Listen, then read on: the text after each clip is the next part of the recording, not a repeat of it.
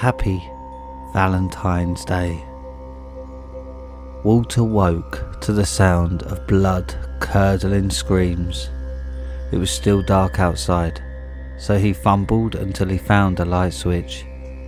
He was in a hospital bed, but it wasn't in a hospital ward. There was just one bed, pictures of himself on the wall. Most were from Tan Son Nhut Air Base with the 481st Tactical Fighter Squadron. Colonel Sweat looked down, awarding him the Distinguished Flying Cross for saving the ass of Army Special Forces in Budop. Underneath it, his medals, rank insignia, and a green night patch were displayed in a walnut case. A model of an F-100D sat on the table. He was shaky, but he slowly climbed out of bed. When he tried the door, to his amazement, it opened. He peered out. 2 prison guards in nurse uniforms were tackling a prisoner. The prisoner screamed in protest and tried to defend himself, but he didn't have a chance.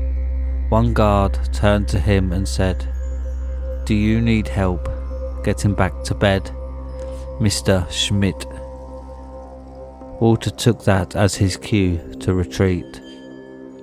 Back inside his cell, Walter pondered where he was as he inspected the figure of the airplane. Very nice, great detail. It even looked like his old hung down to the correct camouflage paint and green triangle on the tail. Then he carefully examined the rest of the photographs. Of course, he recognized his and Mary's wedding picture at the Air Force Academy chapel. He noticed a portrait of his dad with Anne, Mary's mother. By it was a framed snapshot of Dad and Anne. People of all ages he didn't recognize surrounded them. Everything from smiling men in their 50s to young women holding babies. He paced his cell until morning, unable to sleep. A little Oriental woman in a nurse's uniform knocked as she stepped in. "Are we feeling better today, Mr. Schmidt?" she said with a pronounced accent. Walter turned around, looking at her. Why would they allow a Vietnamese nurse in an American military hospital? "Who are you?" he replied in confusion. "Where am I?" She pointed at her name tag. "I am Mei Ling. This is Hollybrook Senior Living." No, she was Viet Cong or Red Chinese. He must have been captured. He could hear the other prisoners. Many were screaming. "Name, rank and serial number," he yelled. "That's all you will get." "It's okay, Mr. Schmidt," Mei Ling said, looking at him warily. "Today is Valentine's Day. We want to help you clean up and dress. Your family is coming to visit you. Isn't that nice?" Schmidt Walter Helmut, Captain, United States Air Force, 73412, he shouted. "That's all right." She looked frightened. "I will be right back. Don't leave." Walter hadn't considered that. Could he escape? Before he got a chance to explore, a burly man came in. "Mr. Schmidt," he said, with a Cuban accent. "My name is Santiago. Let me help you this morning." Walter knew the VC used Cubans and rebel Puerto Ricans for interrogations. He backed away, holding his hands up in defense against the blows he was sure would come from his interrogator. "Just relax," Santiago said. You don't want to be all stinky for your grandbabies on Valentine's Day. Do you need help to undress? He decided to choose his battles carefully. Maybe he could lure them into a false sense of security. He tried pulling his shirt off, but was too weak. It must be the drugs they gave him to make him talk. Showered and dressed, Santiago put him in a wheelchair and pushed him to a dining facility. Along the way, he saw frail ghosts of men and women being wheeled by the guards. How many other prisoners in the camp?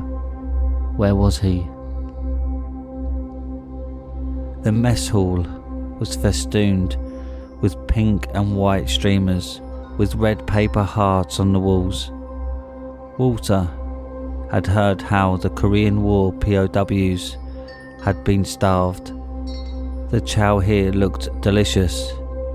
Scrambled eggs with bacon twisted into a heart shape, oatmeal with a candy heart, whole wheat toast and prune juice. They didn't give him any silverware to eat his porridge. Please, a food shovel, he said, gesturing as he ransacked his brain for the right words, but could not find them. He was so frustrated that tears came from his eyes.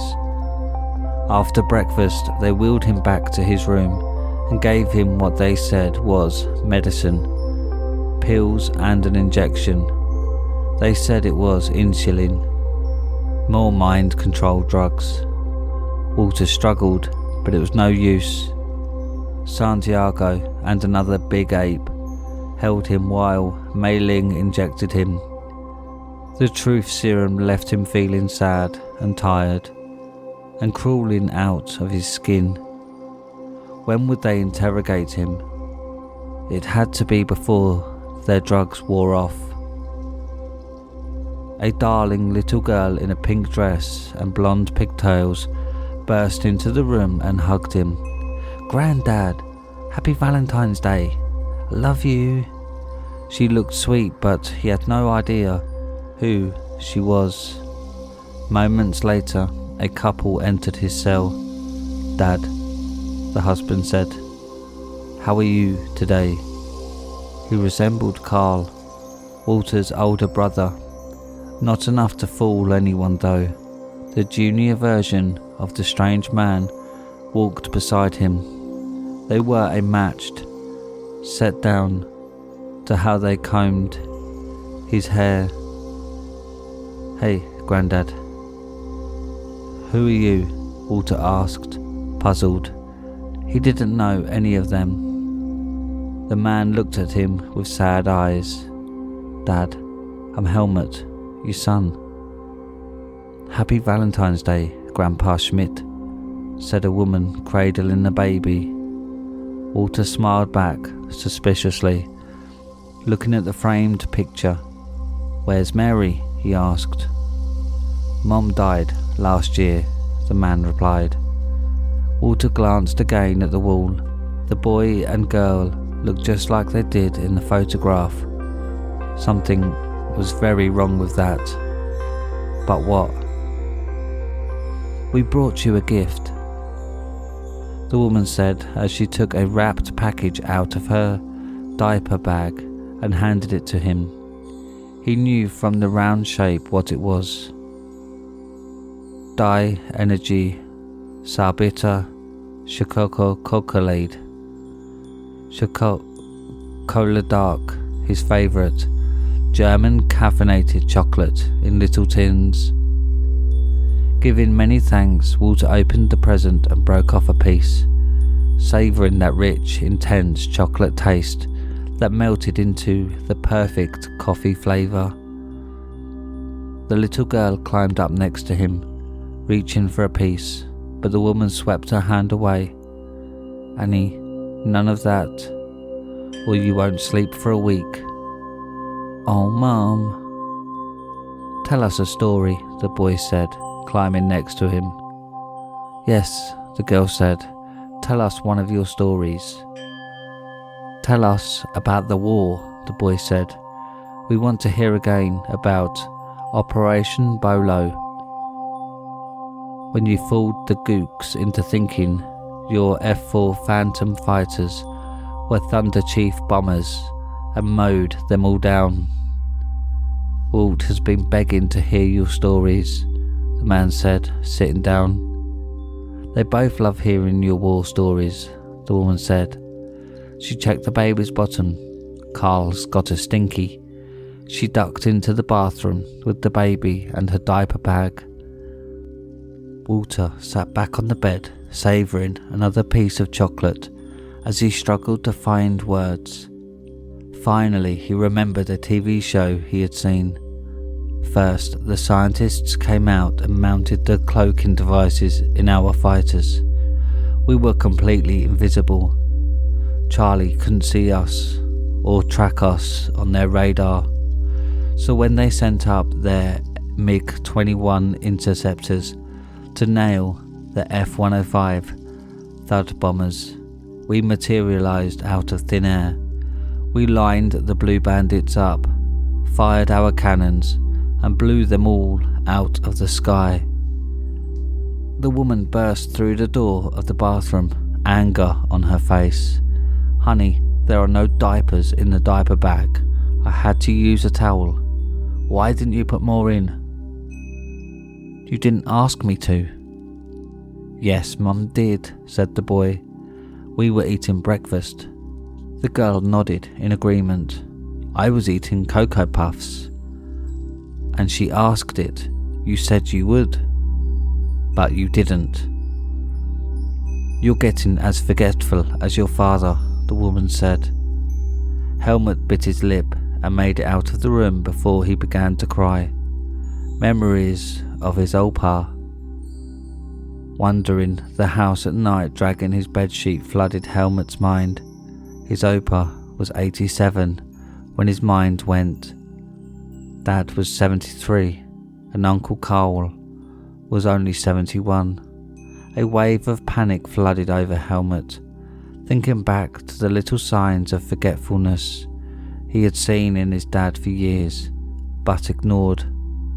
How long did he have? Until he didn't remember his own children.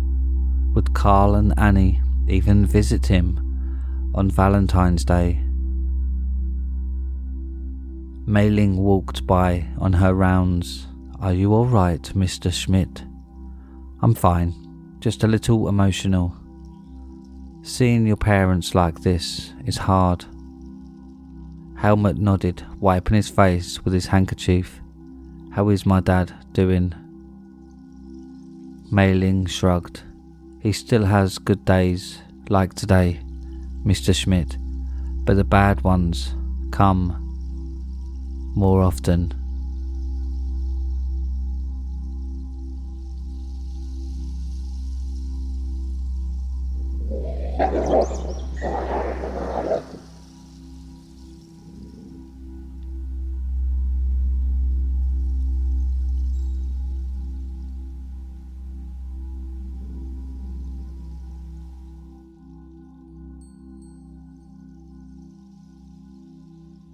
Valentine's Day. Valentine's Day, 1998. I remember that day when I asked you to be my Valentine.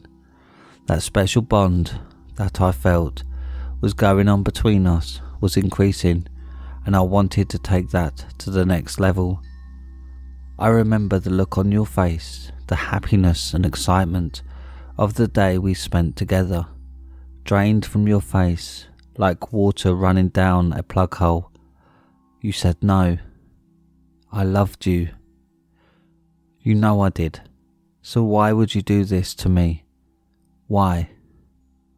I remember when you walked away into the crowd of lovers. I sat on the bench crying. I walked home on my own. No one was at home to comfort me after what you did. I remember waking up and looking at the patterns of my cuts from last night. The blood on the carpet was still there from last night. The writing on my bedroom walls was still there. "Why?" the writing said, all written in blood. I remember 2 weeks later I saw you on the street with another man, much younger and better looking than me. The pain just grew and grew. Everything we had done together had just been thrown away by you. Every time we fucked, you told me that you loved me and only me. I remember when I walked down that alley and that gang of thugs mugged me and killed me. I died thinking of you as the knife plunged into my chest, ending my life with pain in my heart as the knife dug deeper into me. I could feel the life slipping away. The sheer pain was excruciating. I remember at my funeral, my friends and family were there. My mother was crying, my father was comforting her. I looked around but couldn't find you anywhere. When I died, it wasn't nice. All I could feel was searing pain through my body, as if I was on fire. The pain was excruciating, and I only escaped because I didn't feel complete. I felt I needed something more, and I knew what it was. It was revenge. I don't know how I escaped, but it involves lots of pain. When I got back to Earth, I felt like going straight home to say hey to everyone and say I survived. Then I realised no one could see me, so I just decided to kill the thugs that took away my life. I could still move things, but I was invisible. It was great fun, and I enjoyed it so much. The first one I went for ended up face down on the ground with a cracked skull and no scalp. He never knew what hit him. I used the same knife he used to kill me to carve his pretty little eyes out of their sockets. By this time, the two other assholes had backed into a corner. I ripped the first one's finger off with my teeth. After that, I cut his eyes out, holding them in the same hand as the others. I knew what I was going to use them for. I was going to make a necklace for you. With the second shuddering in pain on the floor and the third in tears, I felt the rush and became even more violent. I cracked his jaw with the first uppercut and dislodged his head from his body, and the second, and as with the others, I cut his eyes out with the same knife and kept the eyes and knife for later use. I knew where I had to go next. I was going to his house, the one who took you from me. I was going to be less forgiving to him. When I first saw him, he knew something was wrong. He could sense me getting closer. I knocked him out with a single punch to the neck, taking out his airway and suffocating him till he collapsed. After that, I surgically cut a hole in his throat so he could breathe. I wanted this to last for as long as possible. He choked up blood and started to wake. On the verge of death, it appeared he could see me. He knew who I was. But you were dead, he stuttered. He was wrong. I cut his eyes out, with him still screaming, then plunged the knife deep into his stomach, watching his intestines pour out onto the cold carpet floor. At least I think it was cold. It was too drenched in blood for me to tell. I felt better after this, but still not complete. I was still missing something. It was you. I needed you. I would never be complete without you. So I set off for your house, whistling to myself along the way. I was happy for some reason. I knew nothing could stop me now. As I drew closer, I felt happier and happier. You were surprised to see me. You cried and I told you not to. You wouldn't stop and I tied you up. I got angry. I shouted. I cut you. I put the necklace I made for you on and you just screamed louder. I plunged the murder weapon that was used on me into your eye, and from then on we were tied together in a permanent bond. No one would separate us. I was happy now.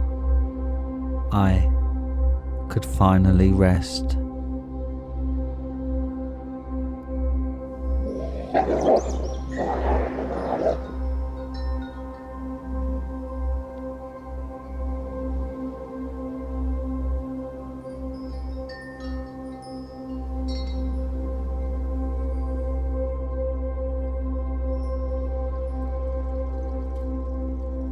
And that's it for tonight, my little hellhounds. Thanks for listening. I hope you've enjoyed tonight's scary stories. If you have a scary story you want narrated on the channel, then submit them to Reddit r/homeofscares and follow me on Twitter at homeofscares. Don't forget to subscribe and click the like button and click the bell icon so you get notified every time I upload. Now, good night, my little hellhounds.